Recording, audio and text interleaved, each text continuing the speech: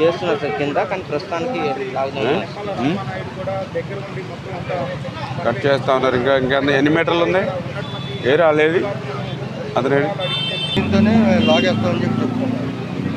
అంటే వాళ్ళ దగ్గర కటింగ్ అంటే మళ్ళీ లేట్ అవుతుంది. అదేంటంటే మళ్ళీ కింద డివైడ్ అయిపోద్ది అనేసి కింద మరి ఎందుకు అట్లా మరి అరగంటకు మాట చెప్తున్నాడు ఏంటి ప్రాబ్లం? అది ఏంటి అన్నాను మనకు అర్థం కావాలి కదా ఎందుకు అట్లా.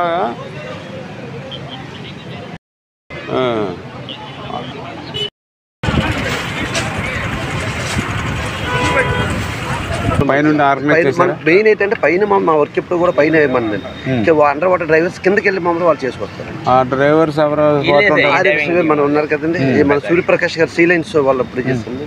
మీరేం చేస్తుంటారు మామూలు రెగ్యులర్గా నేను ఆల్రెడీ మా అన్ని షిప్ బిల్డింగ్ సార్, కంప్లీట్ గా మమ్మల్ని షిప్ లాగడం ఇప్పుడునండి.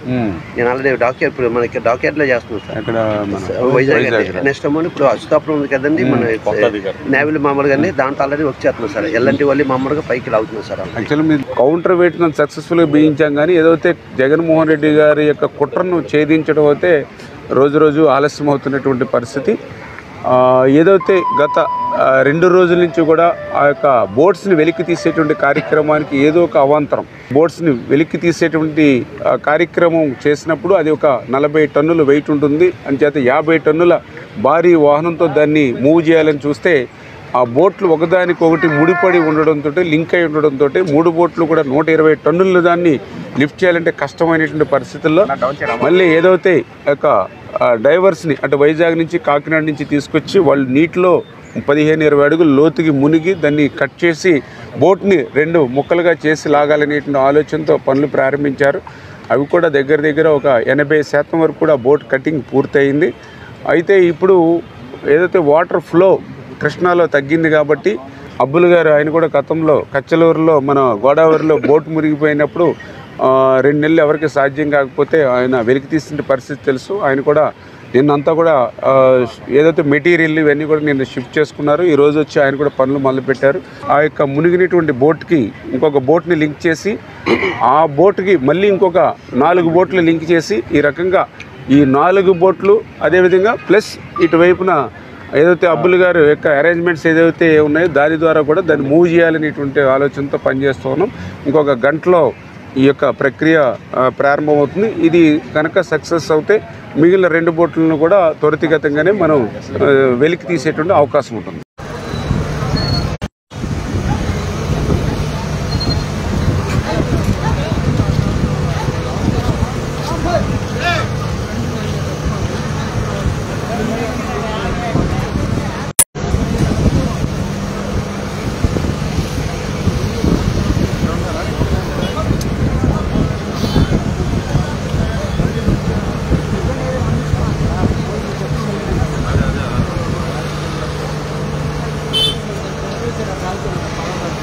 షర్ట్ కట్టినట్టుంది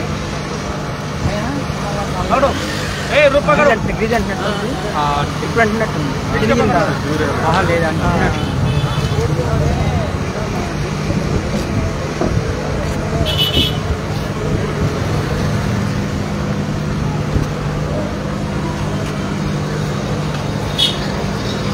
అమ్మా ఇది పట్టుకోపోయా 2 నిమిషాలు పట్టుకో తీసానా లైవ్ వస్తుంది చూపిస్తాను.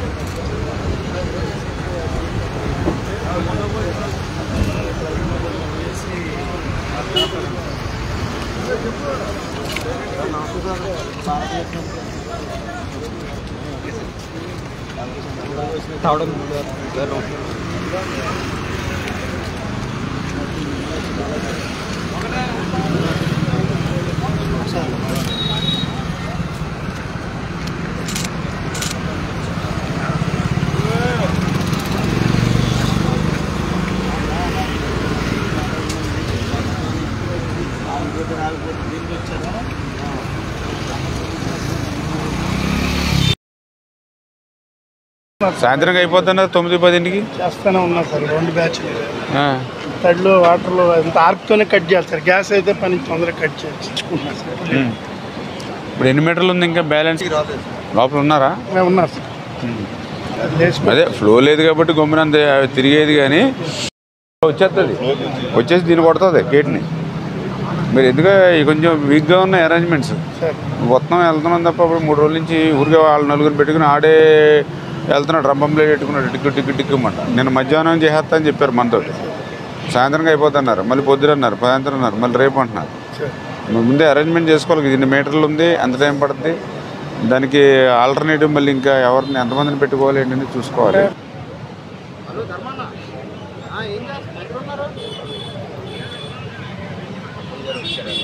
మీరు మీరు వర్కౌట్ చేస్తున్నారని చెప్పాము. ఇప్పుడు రేపు మార్నింగ్ ఇక్కడ ఉండాలి 100% చూసుకోండి. మేము ఆల్రెడీ సార్ కూడా అడిగారు మధ్యాహ్నం ఎంతవరకు వచ్చిందని. మార్నింగ్ ఇక్కడ ఉండాలి, క్లియర్ చేసుకుని వెళ్ళాలి. మరి ఆ బోట్స్ని వెలికి తీసేటువంటి కార్యక్రమం మీరు కూడా చూస్తూ ఉన్నారు. గత 2 రోజుల క్రితం దాన్ని ప్రారంభించడం జరిగింది. దానికి కూడా ఒక ఎక్స్పీరియన్స్, ఎందుకంటే లాస్ట్ టైం కూడా ఇట్లా ఒక బోటు వచ్చి ఇక్కడ నిలబడిపోయినటువంటి స్థితిలో అప్పుడు బెకమ్ వాళ్ళు దాన్ని తొలగించడం జరిగింది. ఆ ఎక్స్పీరియన్స్ వాళ్ళకు ఉంటుందనే ఉద్దేశంతో వాళ్ళకే ఈ వెలికి తీసేటువంటి కార్యక్రమాన్ని ఇచ్చాం. కాకపోతే ఆ వర్క్ స్టార్ట్ చేస్తే ఏదైతే ఇప్పుడు చెప్తూ ఉన్నారు 40 టన్నుల వెయిట్ ఉంటుందేమో ఆ బోట్ అనుకున్నాం. బట్ ఇప్పుడే ఆ బోట్స్ని తయారు చేసినటువంటి ఎవరైతే మ్యానుఫ్యాక్చరింగ్ చేసిన అతను వస్తే దగ్గర 60-65 టన్నుల దాకా ఉంటుందండి. చాలా స్టాండర్డ్గా లోపల ఒక ఐరన్ ప్లేటు, మళ్ళీ బయట అవుట్ సైడ్ ఒక ఐరన్ ప్లేటు, దీన్ని మళ్ళీ రింగ్స్ కింద ఇట్లా చాలా స్ట్రెంగ్తన్గా, అంటే దగ్గర 200 నుంచి 300 యూనిట్లు శాండ్ ట్రాన్స్పోర్ట్ చేసేటువంటి విధంగా బలంగా తయారు చేసుకున్న బోటు. యాంత్రీకరణగా లిఫ్ట్ చేయడం కష్టం అవుతుందని దాని ఇంకా బోట్స్ని రెండింటిగా కట్ చేయాలనే ఉద్దేశంతో ఏదైతే వైజాగ్ నుంచి అదేవిధంగా కాకినాడ నుంచి కూడా మరి ఆ డైవర్స్ని కూడా తీసుకొచ్చి వాళ్ళు కూడా పనులు ప్రారంభించారు. పాపం వాళ్ళు కూడా చాలా కష్టపడుతూ ఉన్నారు, ఎందుకంటే అక్కడ కూడా టీమ్స్ పెంచుకుని. ఎందుకంటే వాటర్ లోపల 2 అవర్స్ వెళ్ళి వర్క్ చేస్తే మళ్ళీ ఇంకో 2 అవర్స్ ప్రోటోకాల్గా వాళ్ళకి మళ్ళీ టైం ఇవ్వాల్సిన అవసరం ఉంది. ఆ టైం వేస్ట్ అవ్వకుండా మళ్ళీ నెక్స్ట్ బ్యాచ్ దిగి కట్ చేస్తూ ఉన్నారు. ఈ నైట్కి చాలా వరకు కంప్లీట్ అవ్వచ్చు. ఏదైనా బ్యాలెన్స్ ఉంటే మార్నింగ్ మాత్రం కట్ చేయడం అనేది పూర్తవుతుంది అనేది వాళ్ళు మనకు చెప్తున్నటువంటి ఇన్ఫర్మేషను. కూడా చూస్తున్నారు, పగలు రాత్రి కూడా పనిచేస్తున్నారు. ఏదేమైనా రేపటికి కనీసం ఒక బోట్నైనా మనం క్లియర్ చేయగలిగితే ఆటోమేటిక్గా 2nd, 3rd, 4th అనేది క్లియర్ అవుతుంది.